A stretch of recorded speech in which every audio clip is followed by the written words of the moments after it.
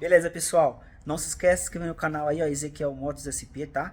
Vou dar uma dica pra vocês aqui, ó, de uma Phaser 250. Ó, galera, o cliente chegou e falou assim pra mim, ó, Ezequiel, regula a válvula da moto que tá batendo válvula, certo, galera?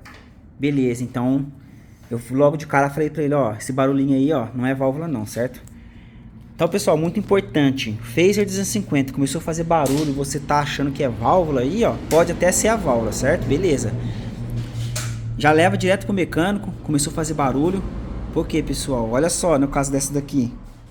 Essa daqui, ó, a correntinha de comando, pessoal. Olha só como que tá bamba. Tá? E eu até falei pra ele, ó, isso aí não é barulho de válvula, não. Olha só, galera, bem gasta, tá? Quando ela tá muito assim, pessoal, não tem saída. Desmontar e trocar a correntinha de comando, pessoal. Ó, eu só arranquei a tampa daqui, tá bom? Então tô fazendo esse vídeo para mostrar para vocês aí, ó.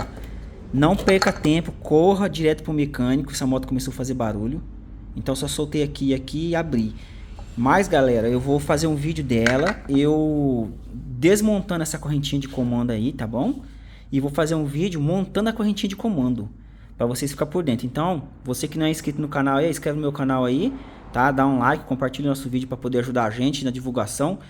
Então, galera, é uma dica só que eu quero passar, um alerta. Começou a escutar barulho, leva para a oficina, tá bom? Por quê? No caso desse aqui, ó, ele tava correndo risco da correntinha de comando escapar e causar problema mais grave aí, mais sério, por exemplo, um atropelamento de válvula, tá? Muita coisa mais grave aí na moto. Então, não deixe uma Phaser 250, tá? Qualquer tipo de moto batendo correntinha de comando, que é muito perigoso. Senão você vai gastar o dinheiro que você não era para ter gastado aí, o valor que você cobra para trocar só a correntinha, depois o estrago que faz acaba sendo maior. Então, se liga na dica aí. Então, se você quiser ver esse vídeo aí, ó, que eu vou postar eu desmontando a correntinha, arrancando a correntinha de comando para substituir e colocar uma nova, tá? Você se inscreve no canal aí e ativa o seu sininho aí, que quando o meu vídeo cair, você vai poder dar uma olhada nos meus vídeos, beleza, pessoal? Obrigado e até a próxima.